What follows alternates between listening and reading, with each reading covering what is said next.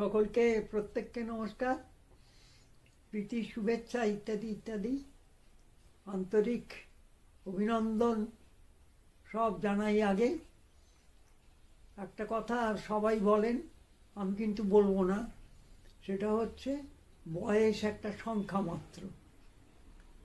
আমি এই কথাটা বলবো না, তবে এইটুকু বলবো যে আমরা সবাই পৃথিবীতে একটা ঝোলা নিয়ে আসি এবং যতদিন বাঁচি সেই ঝোলার মধ্যে আমাদের অভিজ্ঞতাগুলোকে, অদৃশ্য অভিজ্ঞতাগুলোকে, দৃশ্য অভিজ্ঞতা ক্রমে অদৃশ্য হয়ে যায়, স্মৃতি হয়ে যায়। সেই স্মৃতিগুলো দিয়ে আমরা ঝোলাটা ভরি।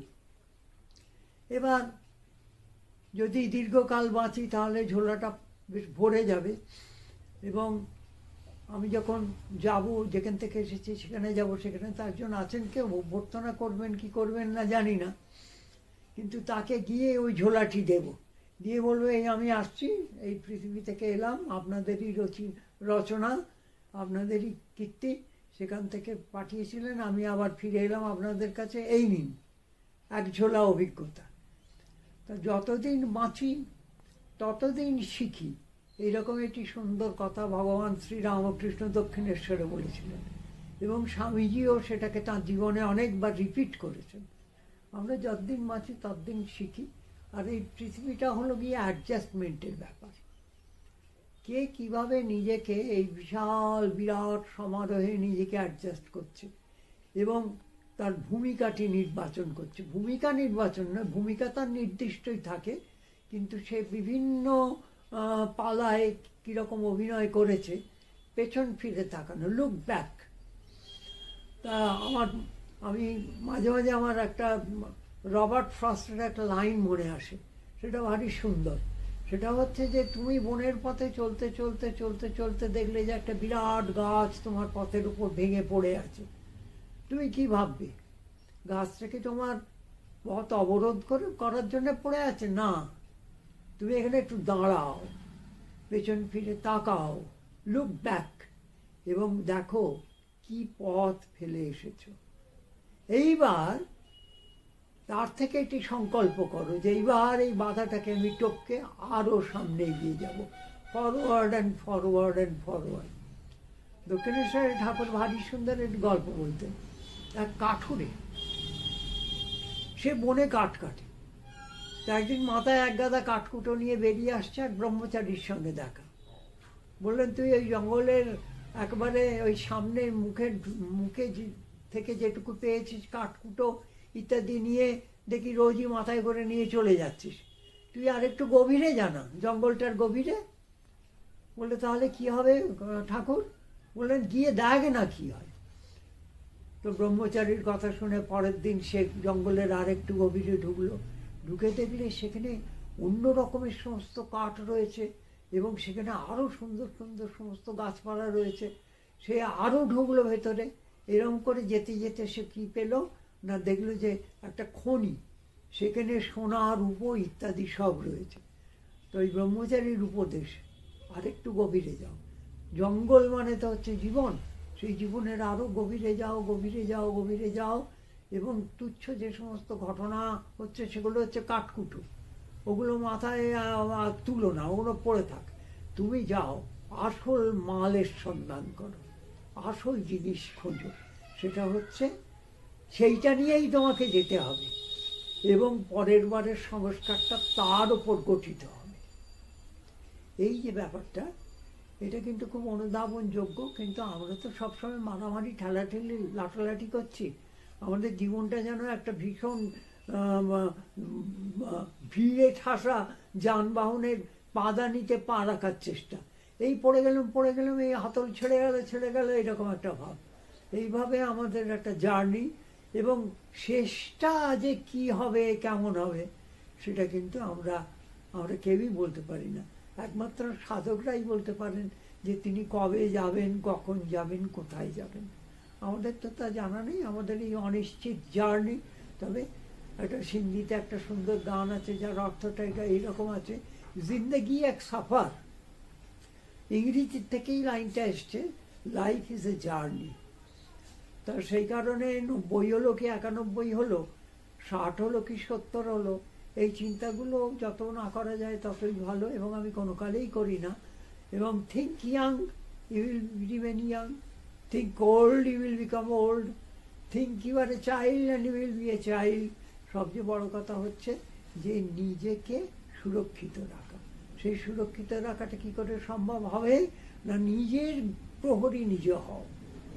কোনো নেগেটিভ থট, চিন্তা এগুলো আসতে দিও না। পৃথিবীতে মানুষ প্রত্যেকেরই স্বাধীনতা আছে যা কিছু তাই করার। তার মধ্যেখানে তুমি যেন একজন অতিথি। এইখানেই বৌদ্ধ ধর্মের বুদ্ধদেবের একটি কথা ভারী ভারী মনোজ্ঞ। তিনি কি বলছেন? যে সবসময় তুমি সাক্ষী হয়ে যাও, তুমি দেখো। এবং তিনি আরেকটি সুন্দর কথা বলতেন, সেটা হচ্ছে জাম্প ওভার দি ফেন্স। তোমার একটা সুন্দর বাড়ি করেছো, তার চারপাশে বেড়া দিয়ে ঘেরা। বাড়িটাকে তুমি কিভাবে দেখবে? না, তুমি ওই ফেন্সটা লাফিয়ে চলে যাও, গিয়ে রাস্তার উল্টো দিকের রাস্তার ফুটপাতে বসে থাকো। সেখানে বসে বসে তোমার বাড়িটাকে দেখো, দূর থেকে দেখো, ইনভলভ হয়ে পড়ো না। এইভাবে যে touch me not and I will not touch anybody.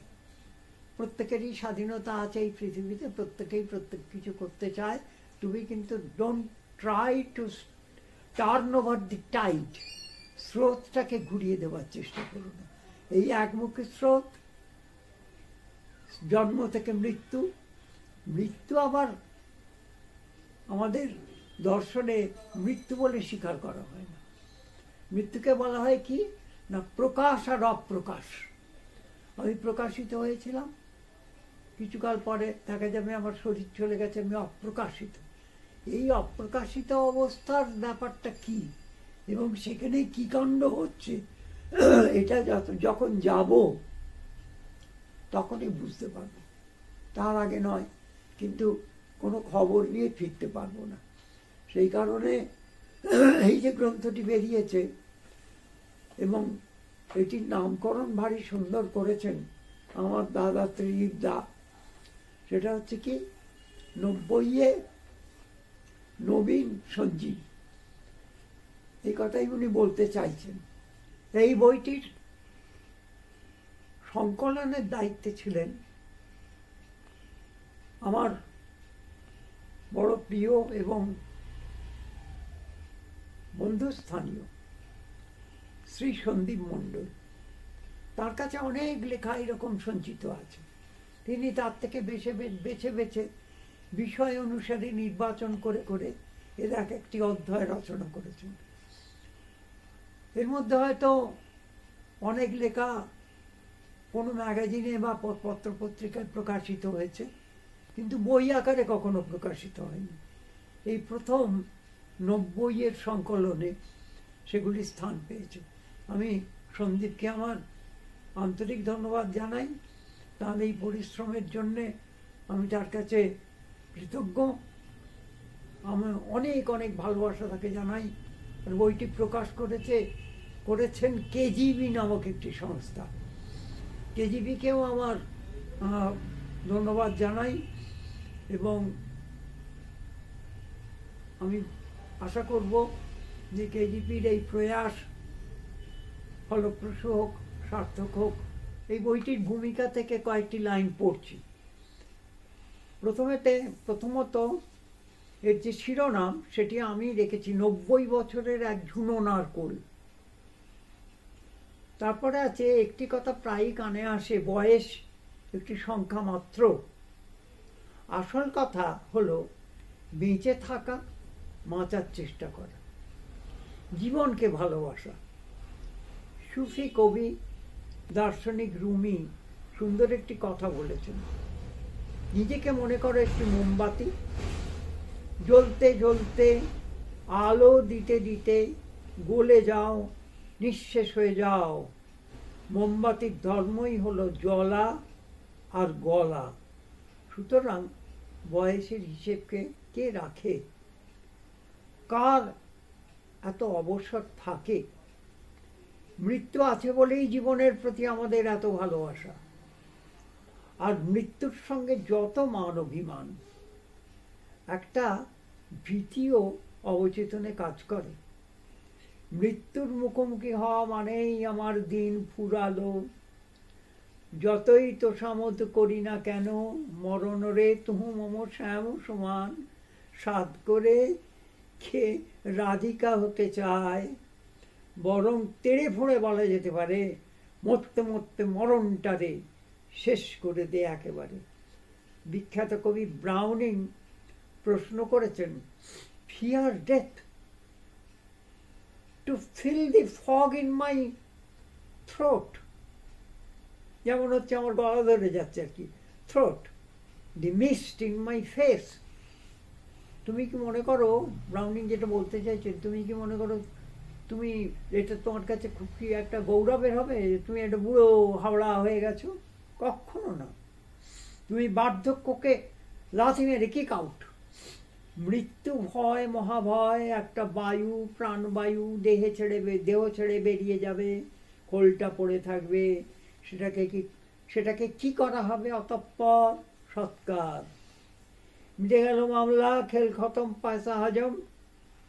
এই ক্ষণস্থায়ী জীবন, মায়ার সংসারের প্রতি আসক্তি কমাবার জন্যে ধর্মপথে কিছু মনস্তাত্ত্বিক ব্যবস্থা আছে, বিচার, নিত্য অনিত্য, যা একদিন কোনো মতেই থাকবে না। তার পেছনে ছুটছ কেন? আবার পরিবার পরিজনদের প্রতি কত মায়া, আমার অমুক, আমার তমুক। বুদ্ধ কাহাকা, রামপ্রসাদের এই গানটা বার কয়েক শোনো না। ভেবে দেখ মন কেউ কারো নয়, মিছে ব্রহ্মভূমণ্ডলে, ভুলো না দক্ষিণা কালী, বদ্ধ হয়ে মায়া জালে। যার জন্যে মর ভেবে, সে কি তোমার সঙ্গে যাবে? সেই প্রেয়সী দেবে ছড়া, অমঙ্গল হবে বলে। দিন দুই তিনের জন্যে ভাবে, কর্তা সবাই মানে, সেই কর্তারে দেবে ফেলে, কালাকালের কর্তা এলে। শ্রীরামপ্রসাদ বলে, সমন যখন ধরবে চুলে, হিড়ির করে টেনে নিয়ে যাবে। শ্রীরামকৃষ্ণ ভক্তদের একটি গান শোনাতেন, দাশরথী রায়ের লেখা, জীব সাজ সমরে, রণবেশে কাল প্রবেশে তার তোর ঘরে। ভক্তিরথে চড়ি লোহে জ্ঞান তুন, রসনা ধনুকে দিয়ে প্রেম গুণ। ব্রহ্মময়ীর নাম ব্রহ্ম অস্ত্র, তাহে সন্ধান করো। আর এক যুক্তির অনে চাই না রথরথী, শত্রুনাশে জীব হবে সুসঙ্গতি। রণভূমি যদি করে দাশরথী ভাগীরথীর তীরে। প্রস্তুত থাকো, যে কোনো মুহূর্তে ডাক আসবে। জীবন এক মায়া, কোন সকালে ডাক দেবে কেউ তা জানে না।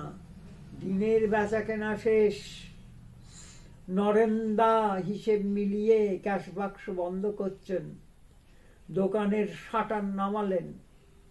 বাইরে বসেছিল পাঁচুদা। নরেন্দা বললেন, পাঁচু এইবার বাড়ি যা, আবার কাল আড্ডা হবে। নরেন্দার কাল আর এলো না। রাত 1টায় লাটায়ের সুতো শেষ। জীবন ঘুড়ি লাট খেতে খেতে কোন আকাশে অদৃশ্য হলো। এপাশে ওপাশে সব দোকান খোলা, একটা দোকানের শাটার বন্ধ, জমছে ধুলো, ধরছে মরছে, সাইনবোর্ড হেলে গেছে, পাঁচু আছে, বাল্যবন্ধু নরেন নেই। অতীতের গল্প নেই, বর্তমানের ভাঁড়ে চা নেই, ভবিষ্যতে পুরীতে বেড়াতে যাওয়ার প্রসঙ্গ নেই। একটি বার্তা রেখে গেছে, পা চালিয়ে তাড়াতাড়ি চলে আয়। তোর বিকেলটা হারিয়ে গেছে, পড়ে আছে ঘুমের রাত, এক ঝুড়ি স্মৃতির শুকনো ফুল। জীবনের বাইরে বসে জীবনটাকে দেখার মধ্যে বেশ একটা মজা আছে, বুদ্ধদেব যা বলেছিলেন। আর ইংরেজিটা খুব সুন্দর, জাম্পিং ওভার দি ফেন্স। বেড়া টপকে বাড়ির বাইরে গিয়ে বসে নিজের বাড়িটা দেখো। কার বাড়ি? সবাই বলে সুজনবাবুর বাড়ি। সুজন কোথায়? এই তো উল্টো দিকের ফুটপাতে বসে। ঠাকুর বলে গেছেন সংসারে থাকবে বড় লোকের বাড়ির দাসীর মতো, পাঁকাল মাছের মতো। সে আর কজনে পারে? ফাঁদে পড়ে বগা কাঁদে। তুলনাহীন শেক্সপিয়ার। আমাদের শঙ্করাচার্যের সঙ্গে মিল আছে জীবন দর্শনে। তিনি লিখছেন, all the world's a stage and all the men and women merely players. They have their exits and their entries, and one man in his time plays many parts, his acts being 7 ages, 7টি অবস্থা, সব শেষে second চাইল্ডনেস। সেটা কিরকম? সানস্টেথ, সানসাইজ, সানস্টেস্ট, Sans everything. Sans মানে এগুলো কিচ্ছু নেই, সব চলে গেছে। বার্ধক্যের শোচনীয় চিত্র শঙ্করাচার্যের কলমে। অপঙ্গলিতং পলিতং মুন্ডং, অপঙ্গলিতং পলিতং মুন্ডং দন্তবিহীনং জাতং তুণ্ডম। কি আর করা যাবে?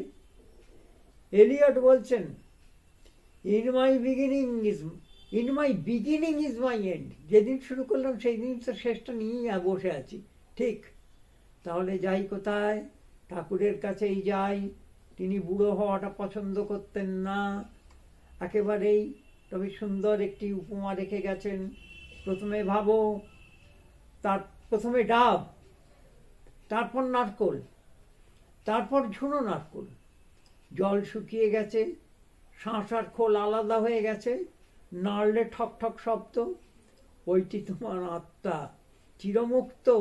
শেষ কথা, শ্মশানে বাবার চোখ থেকে খুলে নেওয়া চশমাটা আমার কাছে ছিল। চোখে পড়লুম, বাহ, খুব সুন্দর দেখতে পাচ্ছি, স্পষ্ট, সব স্পষ্ট। বয়স নাকি হলো 90। পৃথিবীটা কি বড্ড বুড়ো হয়ে গেল। কৃতজ্ঞতা শ্রী সন্দীপ মণ্ডল প্রচুর অপ্রকাশিত রচনা উদ্ধার করে এই সংকলনটি করেছেন। ছেপেছেন কমলা গীতা বীণা। প্রকাশক, একমাত্র পরিবেশক পত্রভারতী। এদের সকলকে আমার ধন্যবাদ। 90 বছরের বেশ পাকা ধন্যবাদ। নমস্কার।